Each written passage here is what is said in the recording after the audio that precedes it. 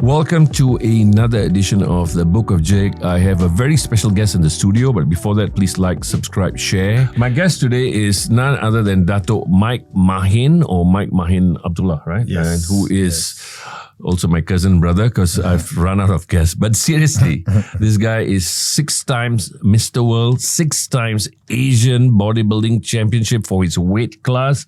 And he is, to me, a true story of zero to hero. He is right now the coach of the national bodybuilding team. So welcome, Dato' Mike. Can I call you just Mike, guy? Because I call him Machan, actually. So but I call him Mike. No Dato' problem. Mike also attained his Dato-ship from the FT this year, right? Last year. So he's been in the scene for a long time. And let's start off with how you started, Mike. Let me tell you about myself. I was grew up in Cochrane. So I studied in Dato' Lokman Secondary School. That's where all the naughty boys come out from, man. Yeah. So I'm just kidding. But not really. Now it's one of the best school. Okay. So I was a footballer before. I used to play for KL junior team, Piala Raza, Piala President, which our former legend Azman Adnan all was my teammates. So I had my ACL problem. Then I changed to become I went to gym actually to recover my knee problem. So from there I started doing some weight training. And then I'm today. So you were actually a footballer. You trained as a footballer. Yeah. So and what position did you play? I play left wing, left back. After I had my ACL problem, so I stopped football. So from there, I start my career. So how long has your journey started? Because I've been following you for the last I'm in this industry for 27 years. bodybuilding. Yep. And in that 27 years, you have won 6 world championships. I started first from a local competition. Just simple competition. Like those days they used to do like in a shopping mall and everything. So then I went for Mr. KL. First competition, the major one. I'm talking about major one. So I win my Mr. 201. I win my Mr. KL 65 kg bantamweight . So from there, 23 years ago, then I went to national championship. First time ever national championship. I still remember where the host was Pera. So I got 4th place. 2006, I win my national championship. My first national championship. Then 2006, 2007, 2009, 2010, I win the champ of the champ. And 2011, I win again the champ of the champ for the below 70 categories. Meanwhile, 2009, they already select me for the national team. So I went for my first international championship where I got, in Asia, I got 6th place, Southeast Asia, 5th place, and then World Championship, number 15. 2015, I win my first ever gold in international. I remember this. In Uzbekistan. Yes. That was Asian Championship. And the world, I got 2nd place. And then the year after that, 2016, I win my first world championship. Bodybuilding has got so many federations. Yes, Okay. yes. So what federation do you belong to? And is this a valid federation? Is this official? There's so many federations. Can you There are explain? so many federations. The federation where I am now is they call WBPF. That means World Bodybuilding and Physique Federation. It's the federation which recognized by OCM, Olympic Council. So this is the official MSN recognizes this. MSN Majlis recognizes. Sukan Negara, right? Yeah, Majlis Sukan Negara. Okay. So they recognize because this federation we sign a sanction with anti-doping. So that's why recognized by Olympic Council. So they do drug testing and all that. Yes, they do drug testing. That's why when we have games, especially games like SEA Games or You have to give your urine to be tested. they will check my urine and everything because I still How remember often has your urine been tested? 4 to 3 weeks before I fly, they will take my urine and then send before they They send do to random also, right? Yeah, before they send to Delhi, India. Now they will send to Qatar for the test. If it's anabolic, confirm 4 years. Gone. 4 years. So Mike is actually, he turned 51 this year. So he's 51 years old. This is a test, to me, testament that, lifting weights is actually anti-aging. What is the hardest part about this sport? And this sport is, to me, very subjective, You say you belong to this federation. And before we get into that, what are the other federations that also, responsible for bodybuilding and stuff like that? Because Sports Ministry recognize which are the federation who register under Commission of Sports. But the main things recognized by the Olympic Council. So which one is recognized by the Olympic Council is very important. So where you can go for the games. So that's more important. So there's a lot of federation, but for me, this is the only federation is recognized by the Olympic Council. So is it in SEA Games, bodybuilding? Yeah, the Vietnam SEA Games, they include bodybuilding where I win the gold medal. They took my urine test and they even test my blood. Based on this, what are the other federations available now? There are a lot. There are WFN, they have NABA, they have like INBA, and then everybody knows the IFBB. Before IFBB and WBPF was actually one, so they already break. So but our government only recognize is WBPF lah, because we signed a sanction with the anti-doping federation. So now you have moved from competing to you have already stopped competing. Why was this? What happened? Injuries? My shoulder injuries and then my knee also starting to give some problem, For me, it's time. I think it's better for me to give my knowledge to the youngsters. Okay. Because I'm already 6 times world champion and Asia 6 times. I already win my National Sportsman Award. Congratulations on that. You won the National Sportsman Award this year, right? Yeah. So that one also I was nominated 6 times. I remember going with you for 2 times. So back to back I was nominated, and then at last I win my National Sportsman Award. So then I thought it's time for me to give back to the country and to the community lah. So you're now the national coach. What does the national coach do actually? So our work is to monitor the athletes, make sure they're prepared clean, because we got doping tests and everything. So and now also we are still fighting for coming SEA Games 2025 in Thailand. How many gold medals are at stake? Sometimes the host will do 10 categories. Sometimes they want to put 8 categories. Thailand Bodybuilding Federation is fighting to include bodybuilding in next SEA Games. So we hope everything will go well. So your journey has been quite incredible. From football, you've got into 6 world championships, 6 Asian championships. You've got your datukship from the king. You're now the national coach. You've traveled so many countries from Uzbekistan to God knows where you have been. Mongolia, Bhutan. It's just amazing. And it's taken you so far. Did you ever think that bodybuilding will give you all this? In fact, I remember that you've got some, you've even, got a lot of privileges. You've met kings, you've met prime ministers. Everybody wants to take a photo with you. And do you think you'll get so far? And do you think if you continue the football, you would have done this? No, I think no. I think bodybuilding did great. It changed my lifestyle. Totally changed my lifestyle. If football, I think by now I'll already hang my boots on my in 30s. Because I win my world championship just last November. I was 50. And it's not a master category by age categories, It's open category I win. At 50, wow. So I think I'm the oldest who win the senior category, open category. What advice can you give for people who are just casual, like I'm a casual, I lift weights casually. What advice is it anti-aging, and what can you do? How can you improve? What is your diet like? And you still look fit. I'm going to ask you to show your biceps afterward, but still, what can somebody regular do? You start from your food. So when everybody like to eat everything. So when they see only they want to grab. But this is everything. Everybody can work out. Not just Google and see, you can do chest workout, leg workout, arm, bicep, tricep, back workout, everything. But it comes to the food. Nutrition is the hardest. No, you ask him to diet, he maybe diet for 2 days. The third day, you go and wall up mee goreng or nasi lemak. I've seen Mike. He came for my wedding and he brought his own food, which is just I brought some peanuts and everything. I remember. So what's so hard about dieting? It's mental actually. It's a target where you must go for it. So you don't say, I want to diet. Like everybody say, I want to diet. No, you must have your own. You must just focus yourself. I can do it. You must have a plan. Right? Yeah, and a plan and a target. I can do it. So you stick to that. You go all out. That means no sugar. No, I take carbs. Carbs is not the enemy, right? Yeah, it's not the enemy. Because what carbs? Yeah, what kind of carbs you want to take? So I take carbs, but I use as energy. That's it.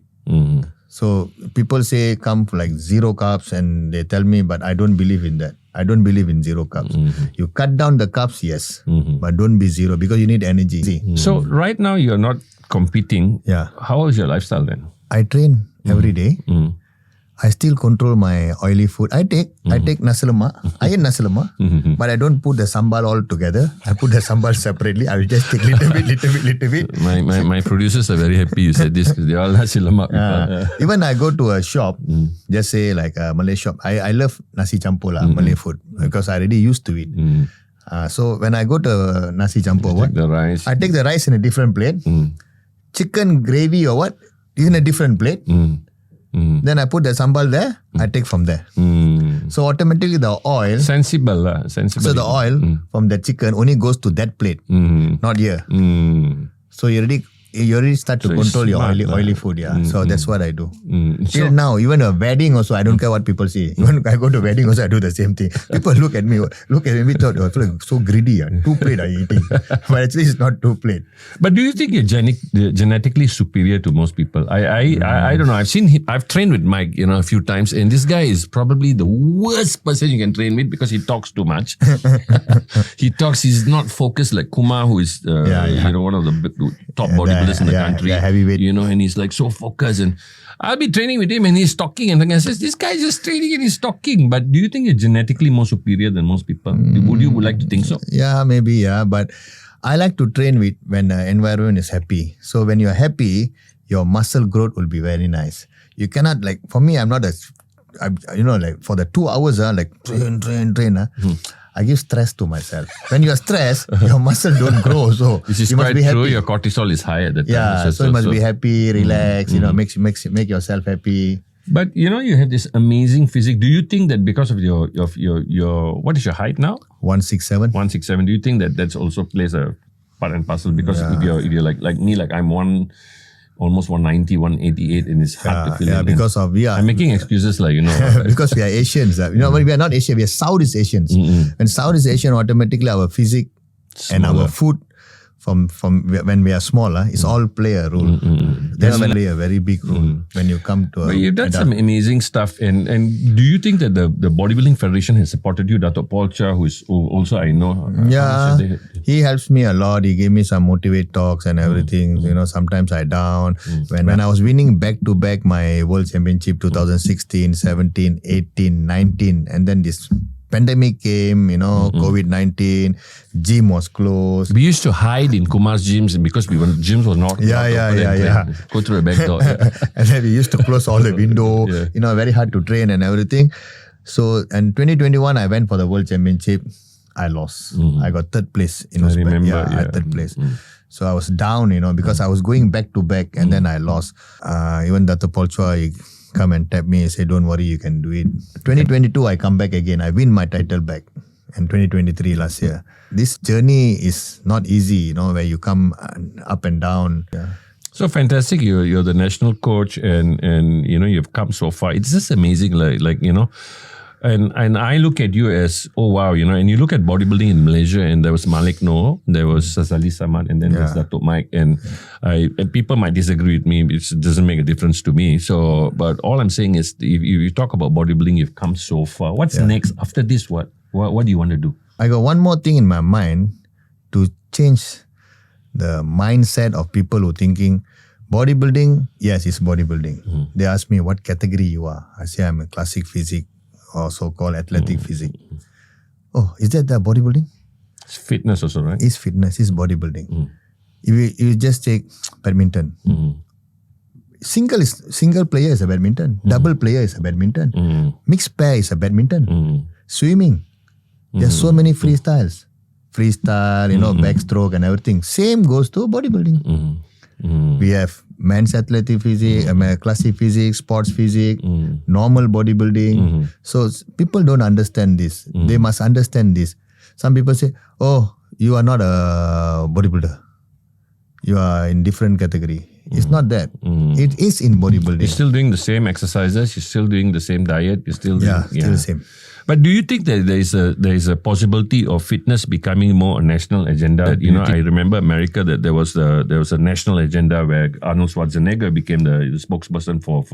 So do you think that you want to go into that realm where suddenly the PMX or whoever who is the Hana Yu who you know really well should have a national agenda where people don't understand fitness, like diet, people think, oh, saya tak pergi gym, that's why I gemuk. Actually it's diet. Actually it's very important to have somebody who got knowledge to explain to people.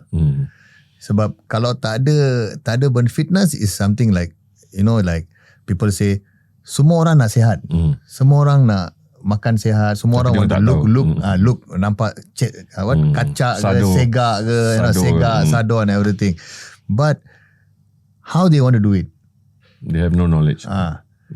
You have to do cycling, you have to do this. But end of the day, you kena satu teh tarik, one roti canai, you gone everything.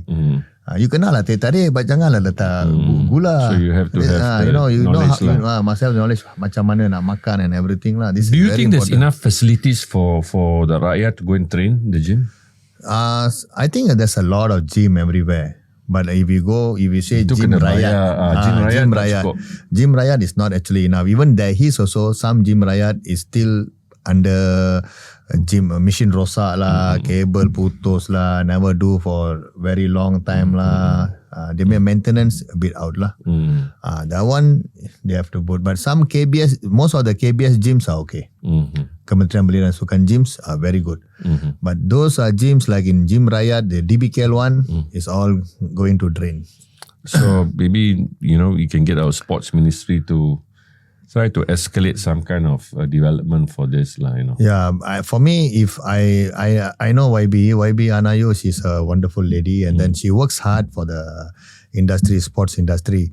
So if she can bring into the fitness, because fitness industry is a huge industry, it's a multi-million-dollar industry in the world. It's a billion-dollar industry. Yeah. So everybody want to be fit.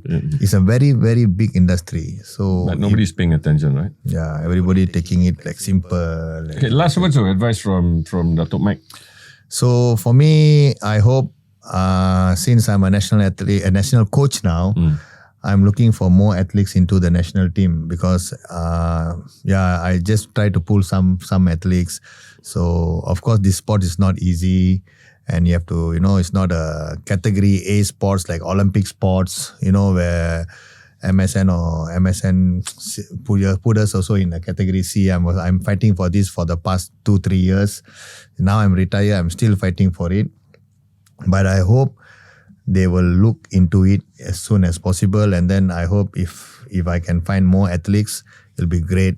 More young athletes. So how does somebody reach you? I mean, you can check out this podcast. You can also check out my Instagram. You can see Mike Mahen on Instagram and reach out to him if you're an athlete. But I also feel that the corporations should start to sponsor most of this. I feel that they don't have enough money. It is quite shocking that these national athletes have to source their own, and it's a very expensive sport. Bodybuilding is a really expensive sport which has got so little returns except for personal glory. You know what I mean? It's a passion, In the end, these people go, they'll just win one hamper and one trophy and come back. But they do so much. Their diet, mental state, they don't drink water for one day, the salt they drop, depletion. It's crazy. So if you are a sponsor who wants to sponsor, the national athletes, please reach out to Dr. Mike. No problem. And we'll hook it up. Mike, before we go, maybe you want to show your biceps. I asked you to take out your shirt, but if you want to do, you can take out. Show my biceps. Biceps. Oh my God, this is just amazing. How wonderful is this, he's 51 years old. This is crazy, Mike. Thank you for oh wow. Mike, you look fantastic. Thanks. Thank you. My brother. I'm trying to look like him. It's struggling, but it's still not bad, for almost 60 years old. Anyway, guys, if you guys want to be on the show, if you want to be a sponsor, if you want tips, please look at like, subscribe, share. Thanks for watching The Book of Jake.